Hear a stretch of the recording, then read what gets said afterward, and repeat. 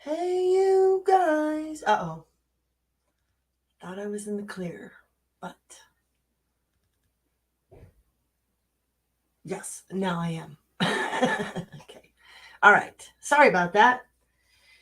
I'm so ready for this, though. I'm so ready for today's lesson. You guys, today is about America is a republic. Y'all, we're a republic. Did you know that? We are not a democracy. We're going to learn all about that today. And I'm super pumped. I've got all my answers. I've already done all this work and I'm so excited to be with you guys again. I was in Chicago. Did you get my hint on that one stream when I played that one song? Going to Chicago. Did you figure it out? Yes, I did. I went to Chicago. My uncle passed and we had to do family funeral. But it was so good to be with the family. And now I'm back. So look out, world. I'm back and I'm very refreshed. So, yeah, look out. That's what I'm talking about. So, this session is principle number 12, the advantages of a republic. Hey, devil dog, I've missed you. It's about time. Bring that fire. Okay. Well, this is really good today. I'm gonna bring that fire. Hi, Jenny. Good to see you, love. Yeah, I'm pumped about this, you guys. I could not wait to get to this one particular lesson, and here we are. So I'm going to read a few pages of this, and then we're just going to answer the questions. But this is, we got to read all of this. And so if you're new and you don't know, my name is Deanna, and I'm streaming out of Humboldt County, about Humboldt County to Humboldt County, typically. And we are learning our Constitution out of Humboldt County. I'm not sure how many people are actually watching me from Humboldt County. There's a lot of us that are learning and streaming and sharing and doing lots of different things. And we're all kind of going down our own different road, but I hope at some point we're going to get on the same page. And I do hope that same page is our laws. And I do hope that same page is our Constitution. That's what I hope for. So that's why I'm doing this study, because I learned really quickly that I actually don't know as much as I need to know to deal with this out of control, corrupt federal government that is infiltrated Humboldt County, saturated it, and ruining my town, growing this corrupt federal government bigger and bigger by the week with all kinds of sellouts. These people are sellouts here. This is not my Humboldt County that I came here and grew to love. And I left my old politics. I didn't bring Chicago to Humboldt County. I embraced Humboldt County, but we got some deep fake infiltrators here that have come from the city, and they have come with all kinds of NWO policies. They don't even see it or they don't care, and they're ruining our community. And it's all in the name of, well, the state wants us to do this and the state wants us to do that. We need to be able to go to our meetings and tell these people where they are overstepping their bounds and oblige them to do better. Right, D-Dog? That's what he's taught me. We have to give them an opportunity to do the right thing. This is our fault, by the way. These people that are getting paid to grow the government here, I mean, can you blame them? We're not paying attention. We're not looking. All they've done is grow this federal government for the last 30 years, 50, 100. I don't even know how long. I forgot to add this link in here, so let me show you. If you can't get your own kit of the study that I'm sharing right now, you can follow along with me here on standuphumboldt.news. Just go under La Constitution. New World Disorder. Yes, New World Disorder. Exactly. I'm going to have to watch some Peggy Hall. I know that she probably reported on the Maui fires, but I've been seeing other things too. I know she's going to have an extensive report on that, but I just went to BitChute to see what I could see already, because those fires look a lot like Paradise and Santa Rosa to me, you guys. All right, so back to what I'm doing here. Oh, man. Teacher elected servants their job. Thank you, good man. I'm trying. I sure hope I can. Teacher elected servants their job. That's right. That is our job, you guys. That's what we got to do. So today we're on session 12. The 12th principle is the advantages of a republic. And we're going to go through these questions afterwards, but I'll read them really quick. And then I'm just going to read you this reading about, I know you're all curious about this. This is totally what we want to know. What happened? I learned so much in this chapter this morning when I read this about the ISS, the Intercollegiate Socialist Society, and President Wilson. And I can't wait to tell you all this stuff.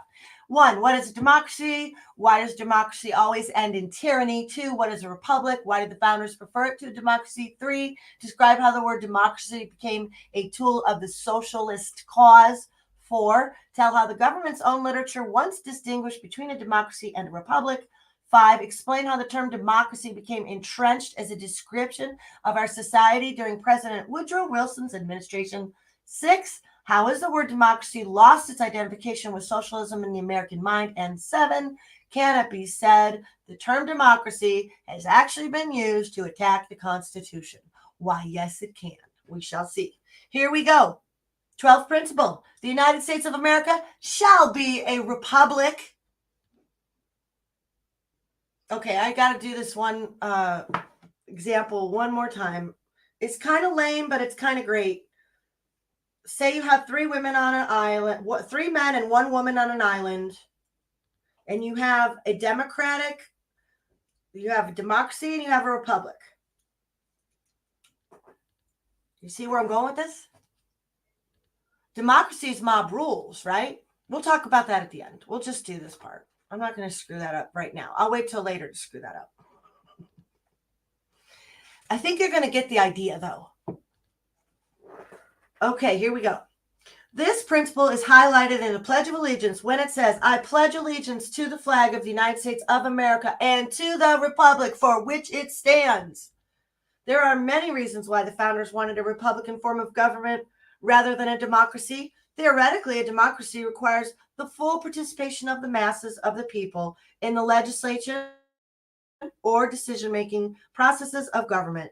This has never worked because the people become so occupied with their daily tasks, that they will not properly study the issues, nor will they take the time to participate in extensive hearings before the vote is taken.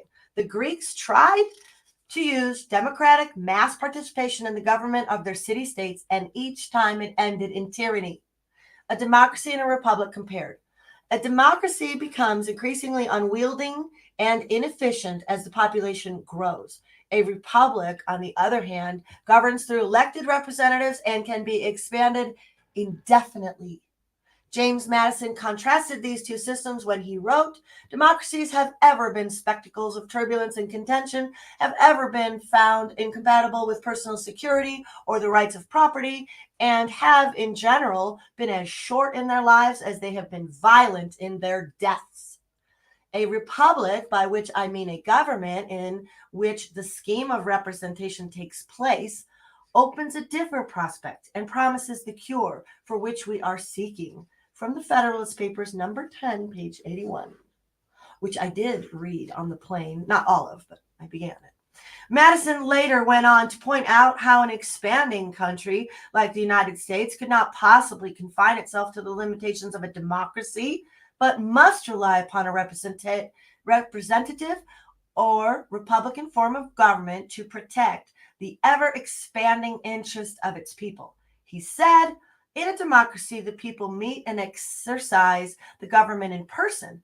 In a republic, they assemble and administer it by their representatives and agents. A democracy, consequently, must be confined to a small spot. A republic may be extended over a large region. From the Federalist Papers, number 14. A republic defined. To make his position completely clear, Madison offered a concise definition of a republic as follows.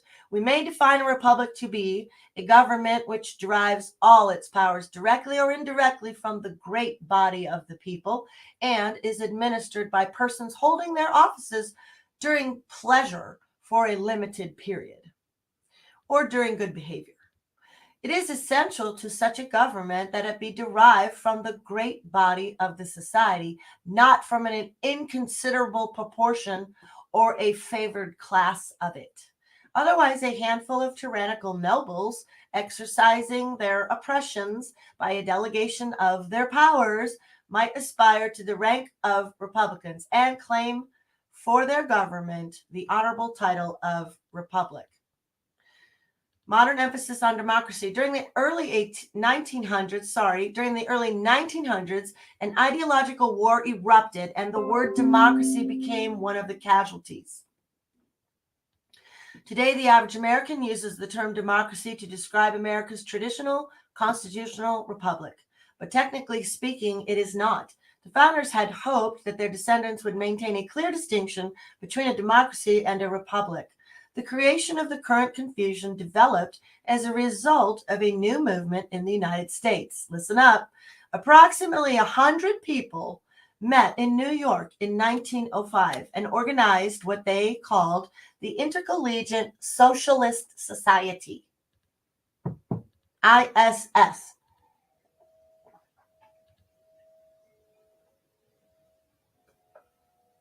Sorry.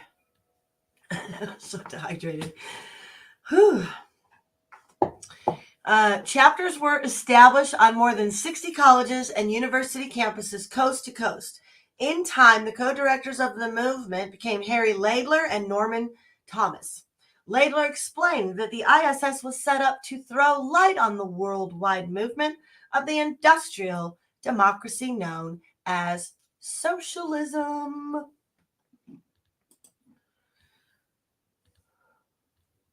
What was this new movement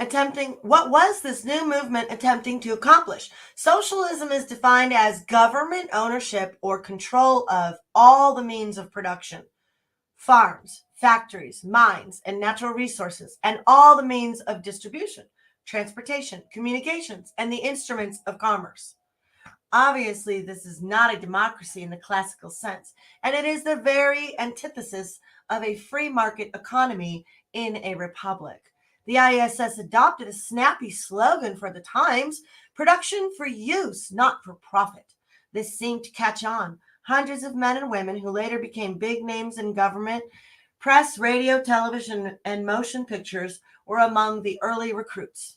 The League for Industrial Democracy. However, by 1921, the violence associated with the Union of Soviet Socialist Republic, USSR, had given the term socialism a strongly repugnant meaning to many people.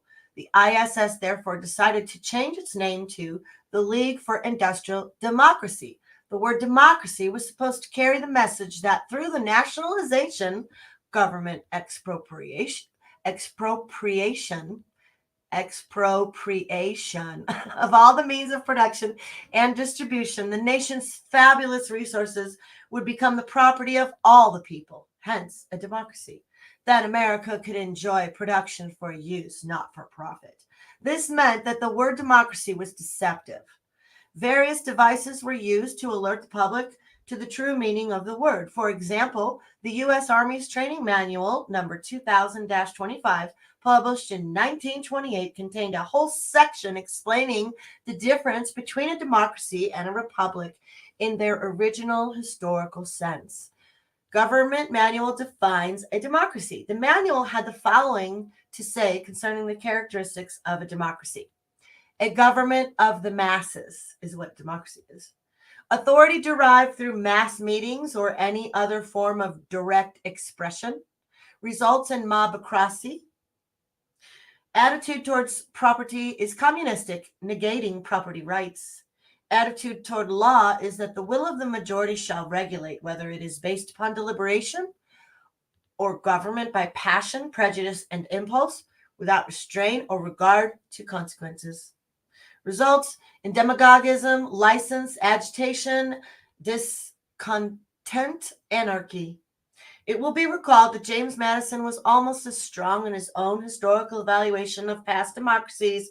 His words, as indicated above, were, and it's just here a second time so we don't miss it: democracies have ever been spectacles of turbulence and contention, have ever been found incompatible with personal security or the rights of property, and have in general been as short in their lives as they have been violent in their deaths. Government Manual defines a republic. The Government Manual then proceeded to outline the characteristics of a republic, which all of the founders had vigorously recommended over a pure democracy or any other form of government. Authority is derived through the election by the people of public officials best fitted to represent them. Attitude towards property is respect for laws and individual rights in a sensible economic procedure. Attitude toward law is the administration of justice in accord with fixed principles and established evidence, with a strict regard for consequences. A greater number of citizens and extent of territory may be brought within its compass. Avoids the dangerous extreme of either tyranny or mobocracy. Results in statesmanship, liberty, reason, justice, contentment, and progress. James Madison, as we mentioned earlier, had defined a republic along the same lines. We may define a republic to be a government which derives all its powers directly or indirectly from the great body of the people and is administered by persons holding their offices during the people's pleasure for a limited period or during good behavior. May I just add, my pleasure is over with all of you in Humboldt. Over. No more, you're no more pleasurable to many of us. Identifying the United States as a democracy. In spite of these efforts to clarify the difference between a democracy and a republic, the United States began to be consistently identified in both the press and the school books as a democracy. President Wilson helped contribute to the confusion when he identified World War I as the effort of the Allied forces to make the world safe for democracy. President Wilson had surrounded himself with many of the early recruits to the ISS movement, and these may have encouraged the adoption of this slogan, just as they later changed the name of their International Socialist Society organization to the League for Industrial Democracy. A review of the roster of early ISS members will also reveal that by 1930, the more brilliant young leaders of the movement from World War I days had risen to some of the most prestigious positions in politics, press, publishing houses, radio, academic circles, teacher training colleges, National Center of Churches, and just about every other major center of opinion molding influence. However, the intellectual development of the ISS members had not followed the same line of maturation. Some wanted the new United States democracy to become a socialist state with the people's consent, a democratic socialism. Others wanted a mixed system of part socialism, part free enterprise. Some were becoming disillusioned and had started swinging back to the founders' traditional formula. A few had become enamored with the seizure of power by force and violence and had become leaders in the Communist Party movement. Nevertheless, all of them continued to refer to the United States as a democracy. I feel like that's a lot of us freedom fighter warriors right now. We're all on these paths. I just see us all going down this parallel line. And I really hope that we can line up together soon.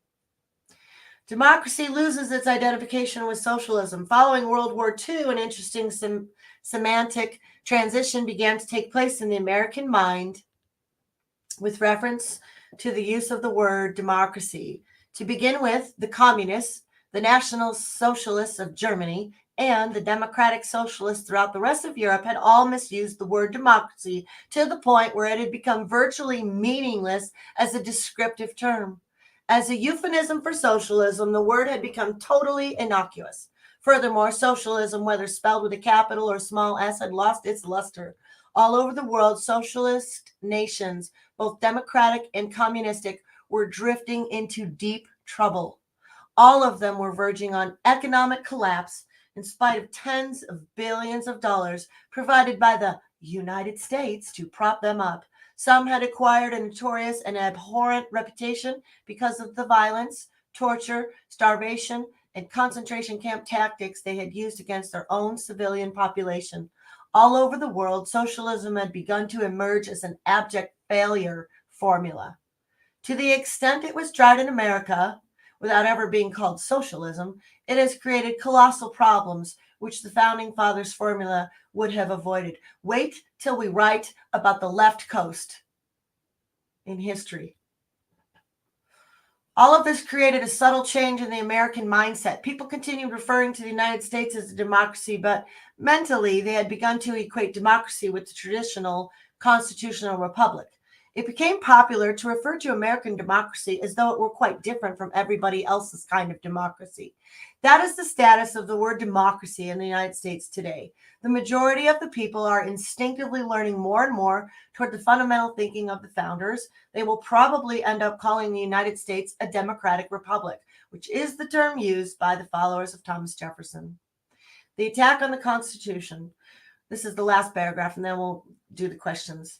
With the preceding historical picture in mind, it will be readily appreciated that the introduction of the word democracy to describe the United States was actually designed as an attack on the constitutional structure of government and the basic rights it was designed to protect.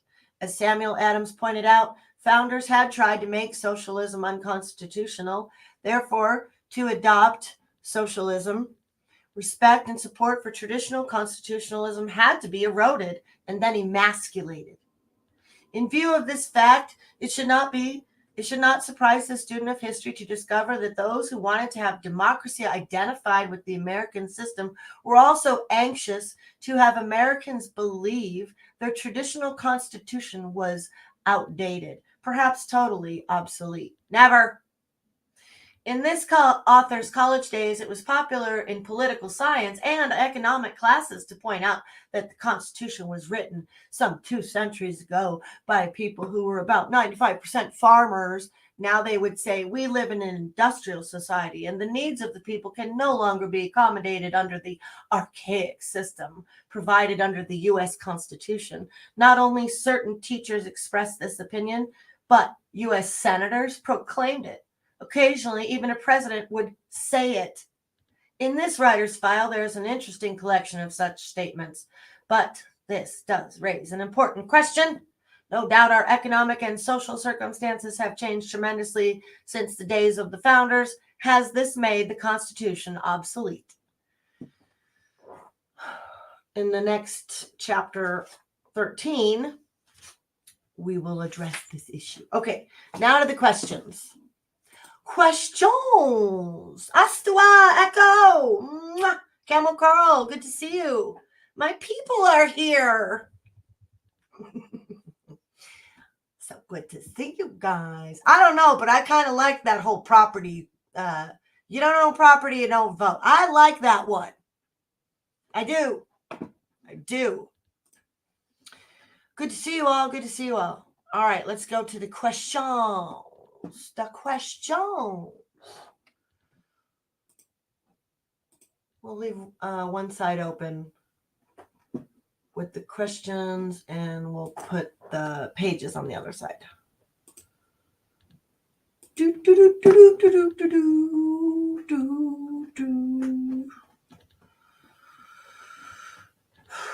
Number 1, what is a democracy? Here's my answer. A democracy requires full participation of the masses. Why does a democracy always end in tyranny? Because people are occupied. They do not properly study, nor will they always participate. And the Greeks tried it, and every time it ended in tyranny. Because we look at history, right? We look at history. And that's when we know. That's what our founders did for us. That's what makes them so great. People miss that.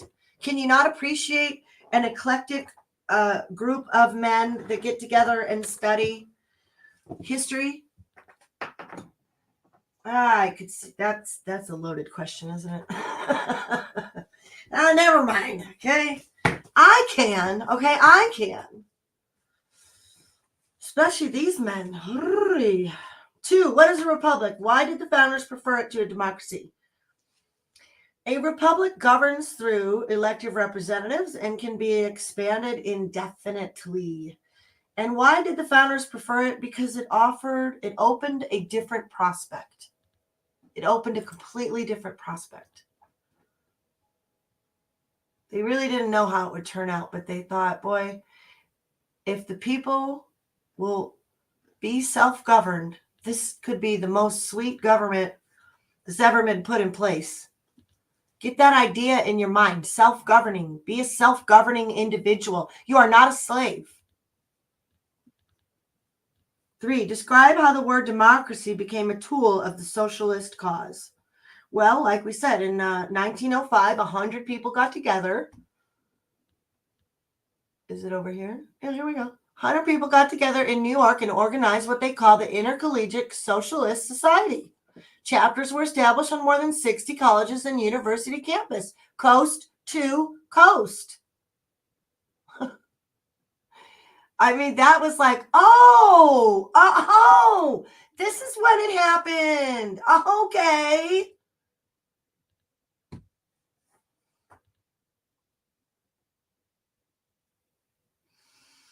4, tell how government's own literature once distinguished between a democracy and a republic. Well, you had the United States training manual in 1928 had a whole section explaining the difference between a democracy and a republic.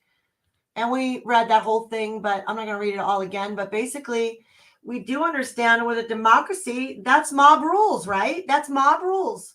Population, through, it doesn't even have to be done through lawful expression. Mob rules in a democracy. You're not safe with laws. That's how I see democracy. What's the next trending thing? Look at how we ignore things that have happened. That's scary. 5, explain how the term democracy became entrenched as a description of our society during President Woodrow Wilson's administration. Well, remember, he said in his speech with World War I, for the safety of democracy. Is that what he said? To make the world safe for democracy. And then, of course, he surrounded himself with all kinds of people from that socialist movement. 6, how has the word democracy lost its identification with socialism in the American mind? Through every opinion molding influence. Through every opinion molding influence. These people from this organization, 100 people got together in 1905, created an organization and infiltrated every college, then infiltrated all the prestigious positions in politics, press, publishing houses, radio, academic circles, teacher training colleges, churches, just about every other major center of opinion molding influence. 7, can it be said the term democracy has actually been used to attack the Constitution? Why, yes, it can. Why, yes, it can. And we can see why. Yeah, let's glorify having the government be in charge of all of our resources. It isn't even that hard to imagine now, is it?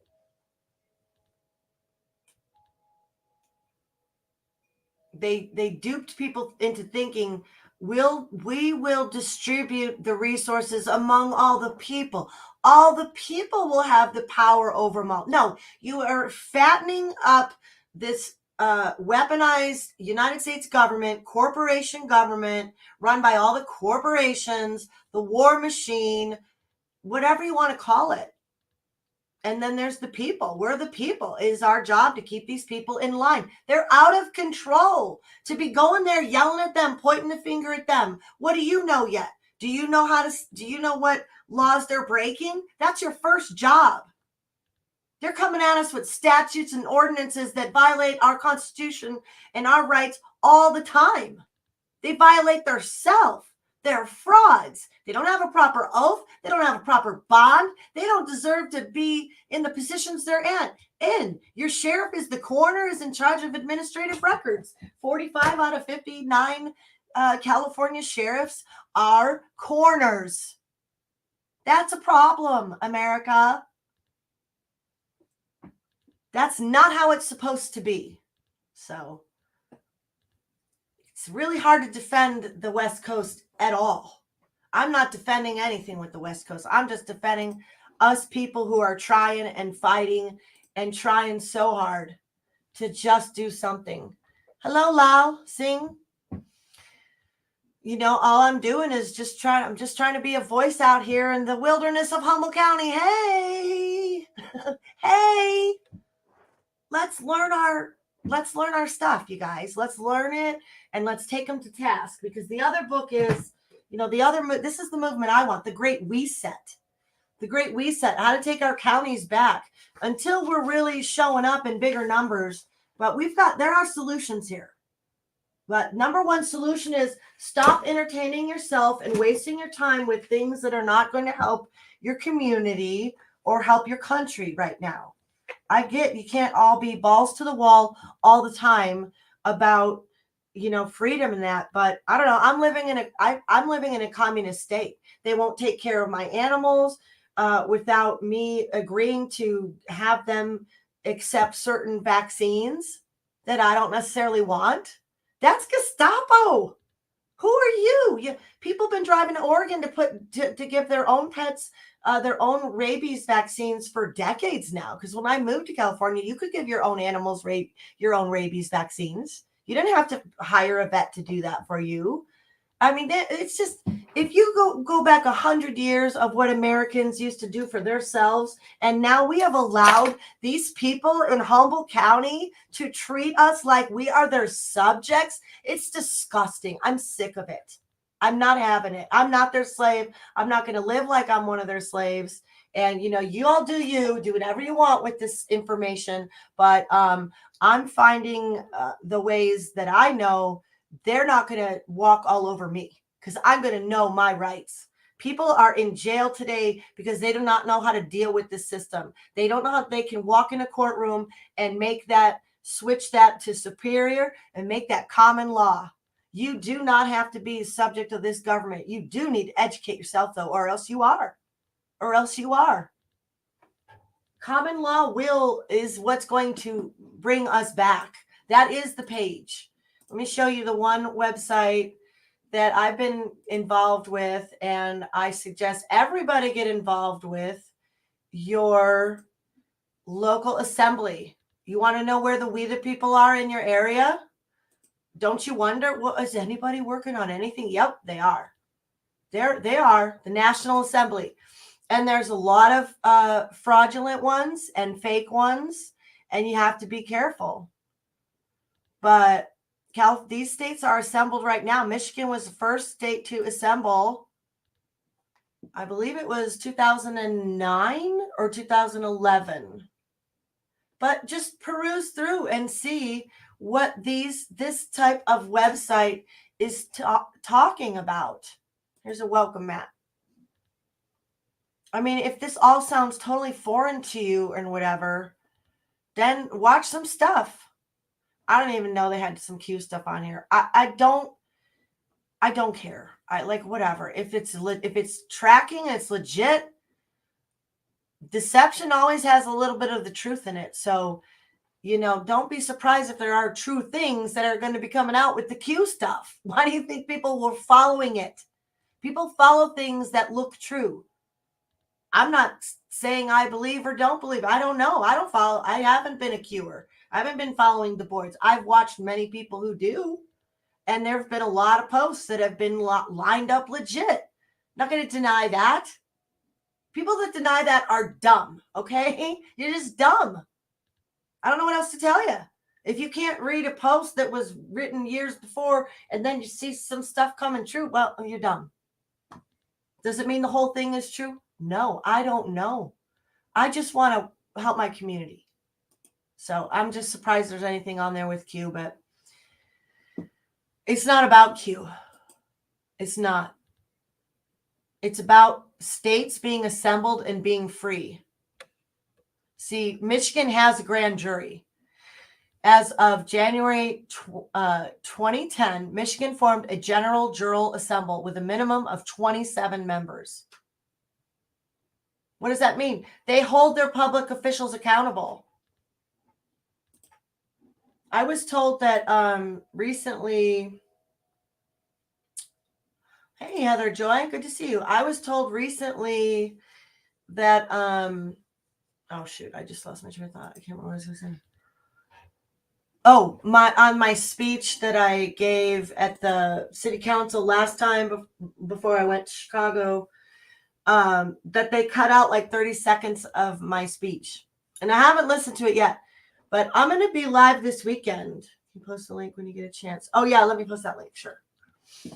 I'm going to be live this weekend, raw and uncut and sharing lots of good stuff. So I don't know what time yet, but I'm ready. Oh, yes, I'm ready. Oh, I got all kinds of stuff. And I want my source friends to come up with me and just share because they've been sending me so much good stuff. Oh my gosh. I got the funniest one from Echo. That guy that's trolling. The guy, there's this video and it's this guy showing everybody how to be a troll in like the 90s. Oh my gosh, let me see if I can find it. I'll go out with this one. It's only a minute long, but this is what I want to come back and talk about. Okay. I want to talk about deadly distractions, wasting your time, and making sure that you're not wasting your time, right?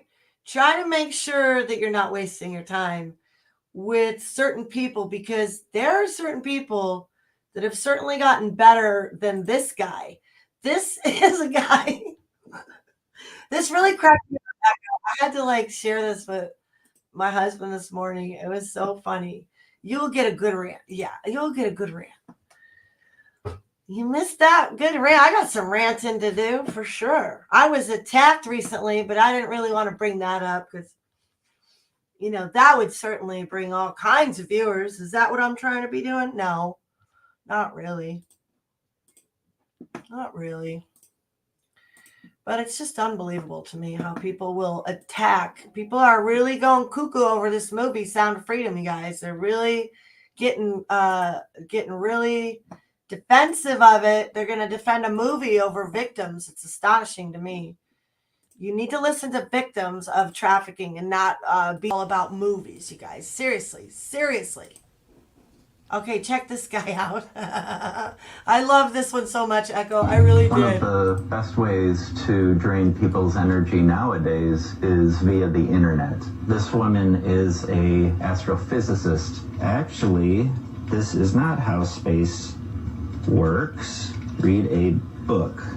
Now I just wait for the comments to come in. Hey, can you mansplain any louder? Yeah, sure. These are all different accounts that I have set up. The energy you get this way isn't quite as pure, but if you do enough of it, it'll fill you up. Shanghai sucked. Where was the Chinatown? Jason Mraz is just too weird for me. Jesus actually hates horses. Childhood obesity, LMFO.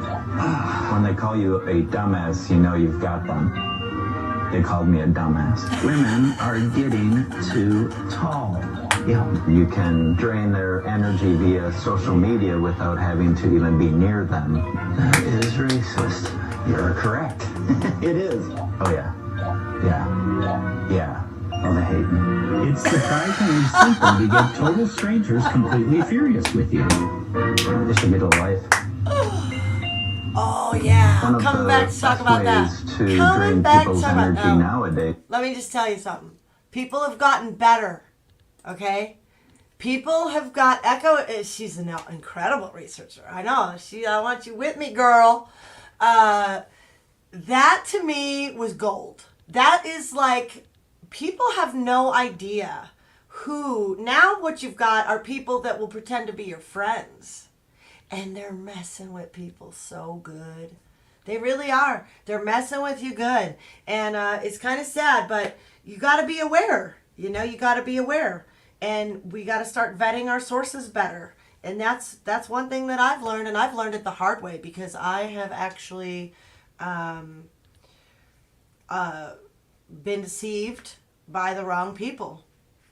But I have a lot to talk about. I mean, I've got all kinds of memes and all kinds of different stories. But what's most important to me is trying to get through this constitutional study and talking about Humboldt. I can't follow all the stories with Humboldt all the time and just be like exposing them. It's not going the way I guess I thought it would go. And that's what I want to talk about this weekend. I want to come on and just be raw, and I'm going to talk about this YouTube world the last few years and all of the faker, poser, evil people out there. And, you know, just give people a chance to vent too, because we're all sick of it. I'm sick of it. You know, if you're not working on solutions by now, you're wasting your time, and I'm not having you waste my time too. I got to be about solutions. So I like hanging out and talking and chit-chatting, but man, after 3.5 years, I just thought, I guess, you know, thing would be, I think the topic is how I thought things would be different after 3.5 years, right? You know? So anyway, yeah, it's going to be great fun. So I'll see you then. And thank you guys for hanging out with me and learning. I'm so thankful that you guys wanted to take the time to learn about the difference between a democracy and a republic today. I thought it was super fun. And I'm enjoying this study, Devil Dog. Thank you so much for everything. And I'm definitely going to go live, Astawa. I'm definitely going to go live. I'm going live today, probably. Yeah, most likely. Echo, we going live? If Echo says we're going live, we're going live. You guys ask Echo. Oh, just kidding. I love you guys. I'll see you later, okay? I'll see you really soon. Okay, bye.